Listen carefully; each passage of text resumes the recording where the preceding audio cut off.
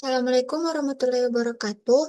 Perkenalkan, saya Israela Bangsawan dengan NIM H0622420013 akan mempresentasikan mengenai hasil review artikel internasional yang saya ambil dengan judul An Extension of the Mixed Effects Growth Model that Considers Between Person Differences in the Within Subject, Variance, and the Autocorrelation.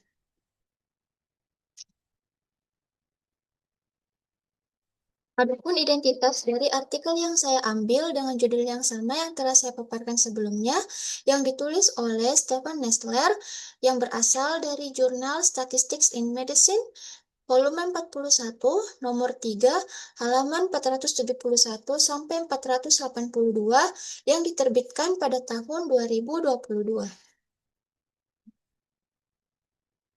Adapun abstrak yang dirumuskan oleh peneliti dalam artikelnya yaitu metode pengambilan sampel telah menyebabkan peningkatan yang signifikan dalam ketersediaan data longitudinal intensif. Biasanya, jenis data ini dianalisis menggunakan model efek campuran yang memungkinkan untuk memeriksa hipotesis mengenai perbedaan antar subjek dalam struktur mean dengan memasukkan beberapa efek acak individu, misalnya intercept acak dan kemiringan acak. Dalam penelitian ini, perluasan model yang selain efek acak untuk struktur mean juga mencakup efek acak untuk varians dan juga autokorelasi. Setelah deskripsi model, peneliti menunjukkan bagaimana parameternya dapat diperkirakan atau diestimasi secara efisien menggunakan pendekatan marginal maksimum likelihood. Kemudian dilakukan ilustrasi model menggunakan contoh data nyata, yang dimana hasil studi simulasi penelitian menunjukkan hasil perbandingan antara pendekatan maksimum likelihood marginal dengan estimasi Bayesian. Kemudian, adapun latar belakang yang diuraikan oleh peneliti, semuanya berawal dari pengolahan data longitudinal, di mana data diperoleh melalui metode pengambilan sampel yang bernama metode pengambilan sampel pengalaman atau experience sampling methods, di mana data ini memungkinkan peneliti untuk menganalisis perbedaan antar individu dalam struktur mean melalui model efek campuran. Model efek campuran merupakan sebuah metode untuk menghitung adanya variasi acak antar individu, di mana semua individu diasumsikan memiliki residual varians level 1 yang sama. Padahal, terdapat banyak kasus yang menunjukkan adanya perbedaan sistematis antar individu dalam seberapa besar mereka berfluktuasi di sekitar mean prediksinya. Untuk menangani masalah tersebut, maka dikembangkan sebuah metode yaitu Mixed Effects Location Scale Model atau MELS. Namun dalam MELS ini memiliki kekurangan, yaitu residual level 1 berpotensi mengalami autokorelasi sehingga tidak lagi bersifat independen. Di sisi lain, perluasan MELS hanya mempertimbangkan model intercept acak meskipun terdapat prediktor yang bervariasi terhadap waktu yang memiliki pengaruh yang berbeda antar individu karena setiap individu itu memiliki karakter yang berbeda-beda. Oleh karena itu, peneliti mengajukan untuk mengembangkan model MELS dengan mempertimbangkan variasi residual, autokorelasi, dan penambahan kovariat acak. Dan selain itu, estimasi parameter yang umumnya digunakan untuk MELS adalah pendekatan Bayesian. Namun, peneliti ingin mempertimbangkan metode pendekatan lain untuk estimasi parameter, yaitu maksimum likelihood marginal. Adapun tujuan penelitian yang dirumuskan oleh peneliti, yaitu tujuan utamanya adalah memperkenalkan ekstensi dari model lokasi skala campuran atau MELS dengan pendekatan maksimum likelihood marginal untuk menjelaskan 3 poin utama, yaitu perbedaan antar individu dalam beberapa efek lokasi acak, yaitu intercept acak dan beberapa slope acak pada struktur rata-rata. Untuk teman-teman yang mungkin kurang familiar, intercept acak itu adalah nilai Y ketika X sama dengan 0, dan juga slope acak itu merupakan koefisien dari beta J. Dan yang kedua adalah kesalahan yang bersifat autokorelasi orde pertama. Dan yang ketiga adalah perbedaan antar individu dalam autokorelasi tersebut.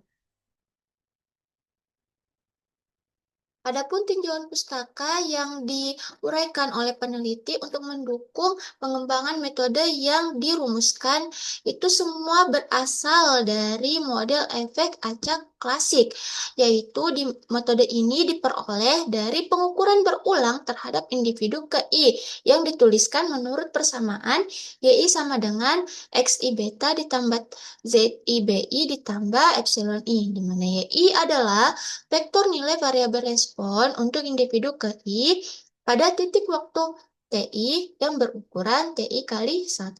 Kemudian XI adalah matriks variabel prediktor berukuran TI kali P. Kemudian beta adalah vektor parameter regresi yang berukuran P kali 1. Kemudian ZI adalah matriks berukuran TI kali K untuk efek acak ke K.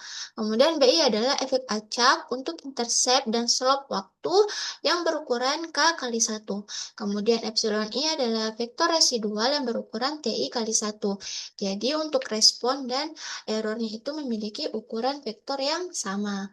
Dalam model pengembangan MELS, varians residual dan autokorelasi diasumsikan bervariasi antar individu yang dimasukkan ke dalam komponen efek acak, sehingga dibentuk sebuah vektor yang bernama VI yang berisi vektor efek acak untuk minyak yaitu BI, kemudian ada efek acak varians residual individu yaitu omega I, dan ada efek acak autokorelasi yaitu kappa I. Ketiganya itu disatukan ke dalam satu vektor VI. Dan diasumsikan terdistribusi normal dengan matriks kovarian seperti yang ada pada layar, yaitu matriks kovarian dari V itu adalah kovarian dari efek acak min, kemudian ada kovarian antara eh, kovarian silang antara efek acak min dengan efek acak varians dan autokorelasinya. Kemudian juga ada kovarian antara efek acak varians residual dengan autokorelasinya. Untuk matriks kovarian dari sigma V disajikan pada persamaan 7 pada artikelnya. Nah, untuk uraian pada tinjauan pustaka ini kekurangannya adalah tidak ditunjukkan persamaan model dari mix effect location scale secara eksplisit. Hanya model efek campuran klasik saja yang disajikan. Jadi tidak ada uraian model yang jelas mengenai MELS ini dan juga hanya berfokus pada persamaan matriks covariance-nya saja. Kemudian setelah model efek campuran yang disajikan juga ada metode estimasi yang diuraikan. Nah, metode estimasi untuk materinya itu yang digunakan seperti yang saya katakan tadi adalah maksimum likelihood marginal, yang dimana untuk metode ini digunakan pada estimasi parameter model. Nah, likelihood marginal dari keseluruhan data diperoleh dengan mengalihkan fungsi likelihood dari efek campurannya tadi, yaitu likelihoodnya sama dengan perkalian dari integral dari fungsi YI bersyarat mu I, kovarian dari errornya dan juga vektor VI dikali fungsi VI bersyarat kovarian dari P dV. Atau bisa juga kita tuliskan sebagai perkalian dari integral LI dVI. Nah, setelah itu kita peroleh fungsi likelihoodnya, kemudian dicari fungsi log likelihoodnya untuk nanti kita turunkan. Nah, di sini ada diperoleh yaitu log likelihoodnya sama dengan sigma I sama dengan 1 sampai I kapital log dari integral LI dVI yang ini tadi sebelumnya dan diperoleh persamaannya seperti yang ada pada layar. Nah, fungsi kepadatan gabungan dari VI pada persamaan 10 yang ini, fungsi likelihoodnya itu dapat kita gunakan untuk memperoleh distribusi marginal dari YI.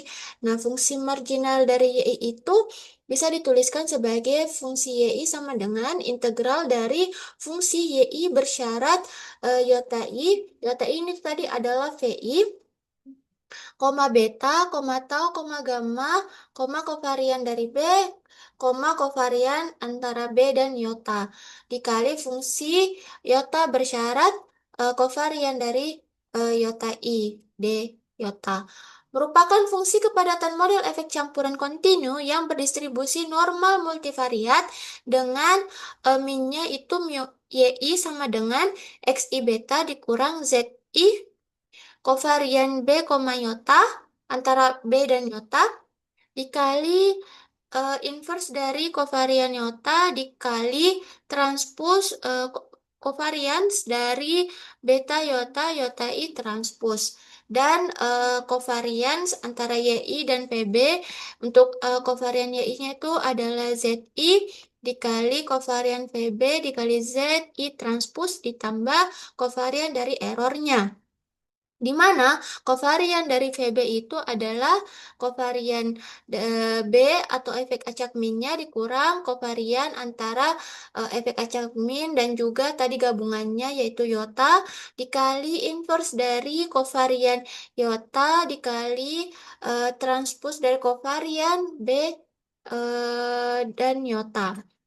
Proses implementasi dihitung berdasarkan turunan pertama log likelihood berdasarkan persamaan 12, yaitu persamaan dari log likelihood-nya ini.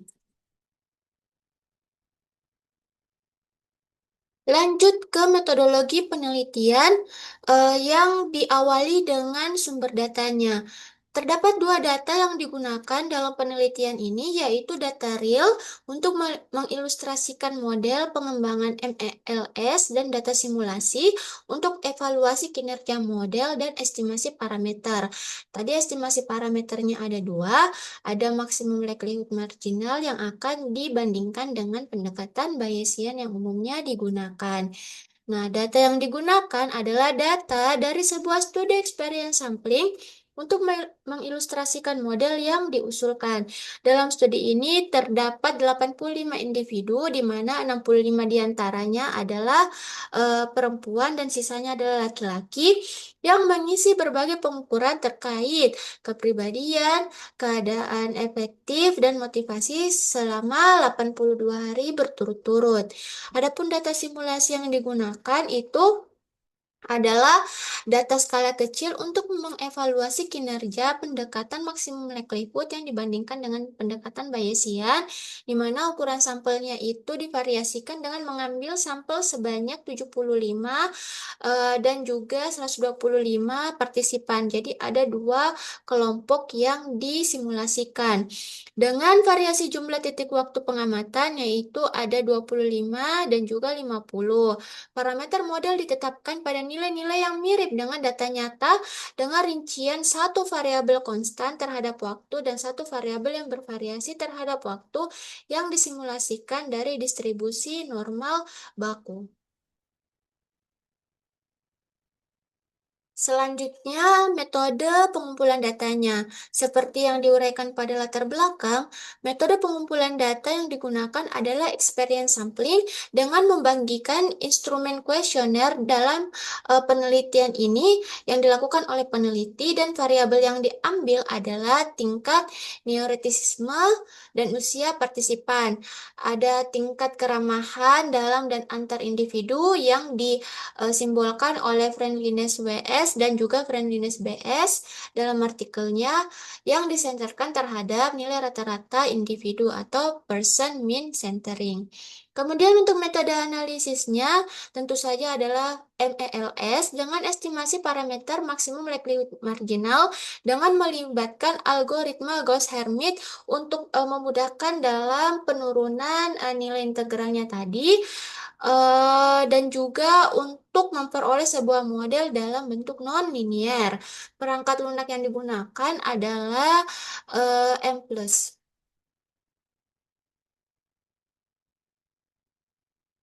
Lanjut ke hasil penelitian ini diawali dengan statistik deskriptif yang ditampilkan pada tabel 1.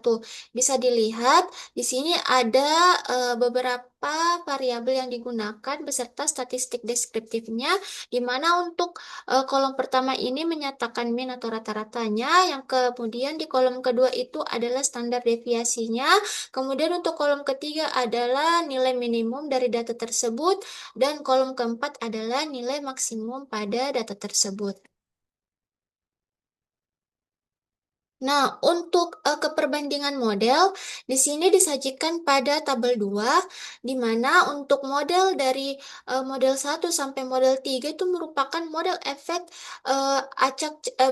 campuran standar dengan dan tanpa autokorelasi serta kovariat waktu yang konstan. Kemudian untuk model 4 sampai model 6 itu merupakan model MELS yang merupakan temuan sebelumnya dengan dan tanpa autokorelasi serta kovariat waktu konstan untuk varians residual dan autokorelasi. Nah, di model 7 dan 8 inilah yang merupakan hasil model yang diajukan oleh peneliti, yaitu Extended MLS, yang menambahkan efek acak untuk varians residual dan juga autokorelasi dengan dan tanpa penambahan prediktor konstan terhadap waktu. Nah, dari hasilnya ini kita peroleh model MELS memberikan deskripsi data yang lebih baik dibandingkan model efek campuran standar dengan nilai chi-square-nya adalah 547,1, derajat bebasnya adalah 3, dan diperoleh nilai p-value-nya itu lebih kecil dari 0,01. Kemudian dalam artikelnya juga menjelaskan bahwa penambahan autokorelasi meningkatkan kesesuaian model secara signifikan untuk model standar atau model klasiknya, ya, model efek campuran antara model 1 dan model 2 dengan nilai chi-square adalah 224,2, nilai derajat bebasnya adalah 1, dan p-value-nya lebih kecil dari 0,01. Kemudian untuk eh, model MELS pada model 4 dan model 5 itu diperoleh nilai chi-square sama dengan 191,4 dengan derajat bebas 1 dan p-value-nya lebih kecil dari 0,01. Jadi karena nilainya itu diperoleh lebih kecil 0,01, jadi dia diperoleh hasil yang signifikan terhadap model-model ini. Kemudian, dalam artikel tersebut juga menjelaskan bahwa model extended MELS atau yang ini kita bisa lihat pada model 7 dan model 8, ya, di mana model ini memberikan fit yang lebih baik dibandingkan MELS dengan nilai chi-square adalah 53,3, derajat bebasnya itu adalah 4, dan p-value-nya adalah lebih kecil dari 0,01 yang artinya signifikan. Namun, penambahan kovariat untuk varians residual dan autokorelasi pada model MLS ini tidak meningkatkan kesesuaian model secara signifikan karena diperoleh nilai chi-square-nya adalah 2,1, derajat bebasnya 4, dan nilai p-value-nya ini 0,36. Berarti dia lebih besar dari alfa 0,05 yang merupakan kriteria taraf signifikansinya. Nah, dalam uraian hasil untuk perbandingan model ini, kekurangannya adalah tidak dijelaskan statistik uji untuk chi-square-nya, melainkan hanya dipaparkan nilai-nilai dari p-value-nya saja. Untuk chi-square-nya sendiri tidak ditampilkan. Kemudian untuk kinerja model, nah kinerja model ini disajikan pada tabel 3 di dalam artikelnya, di mana dari tabel 3 ini kita bisa ketahui bahwa variabel prediktor yang berpengaruh signifikan terhadap self-esteem adalah neuroticism, yang dimana hasilnya itu adalah negatif, ya, bisa dilihat di sini untuk hasil estimasi parameternya, berarti dia berkorelasi negatif. Kemudian tingkat keramahan antar individu atau BS dia berkorelasi positif, dan tingkat keramahan dalam individu atau WS itu berkorelasi negatif, berkorelasi positif, maaf. Kemudian untuk rata-rata estimasi variansnya itu kita peroleh juga parameter autokorelasi rata-ratanya itu adalah eksponen dari min 0,44. Bisa dilihat pada kelompok ketiga ini, yaitu eksponen dari min 0,44 itu adalah 0,64 dan parameter autokorelasi itu adalah 0,18. Atan 0,18 itu adalah 0,19. Kemudian hasil yang diperoleh juga dari tabel 3 ini adalah neuroticisme dan tingkat keramahan antar individu tidak berpengaruh signifikan terhadap varians dalam individu maupun terhadap autokorelasi dalam individu. Jadi kita bisa lihat pada kelompok ketiga ini tidak ada nilai p-value yang signifikan sehingga kita simpulkan kalau kedua variabel tersebut tidak berpengaruh terhadap varians dalam individu maupun autokorelasi. Nah, kekurangan dari uraian kinerja model ini adalah tidak disebutkan pengaruh usia terhadap self-esteem meskipun pada tabel 3 ini menunjukkan hasil yang signifikan. Kemudian untuk kinerja modelnya itu menggunakan data simulasi dengan menggunakan vektor bobot regresi beta sama dengan 3,5, 0,3, dan 0. Untuk vektor bobot residual yang dilambangkan dengan tau adalah 0,1 dan 0,0. Dan vektor bobot untuk autokorelasi yang dilambangkan dengan gamma yaitu 0,2, 0,1. Dan matriks covariance efek acak yang diperoleh itu bisa kita lihat pada layar. Ini adalah matriks partisi ya, yang dimana untuk covariance dari V-nya tadi untuk persamaan masing-masing eh, kolom dan barisnya itu adalah representasi dari covariance dari efek acak tiga komponen tadi, yaitu ada dari dari efek acak minnya, ada dari variance residual individunya, dan juga ada dari auto korelasinya. Nah, apa yang bisa disimpulkan dari tabel 4 ini yaitu pada tabel 4 diketahui bahwa akurasi pendekatan maksimum likelihood meningkat seiring bertambahnya jumlah titik waktu T dan jumlah partisipan I dengan RMSE yang menurun dan coverage rate atau CR yang baik. Sebaliknya, untuk metode Bayesian menunjukkan hasil estimasi variansi dengan RMSE yang lebih besar dan CR yang lebih rendah. Untuk tabelnya kita bisa lihat pada tabel 4 ini ada beberapa nilai untuk masing-masing nilai varians dan juga nilai efek acaknya untuk beta, gamma, dan taunya.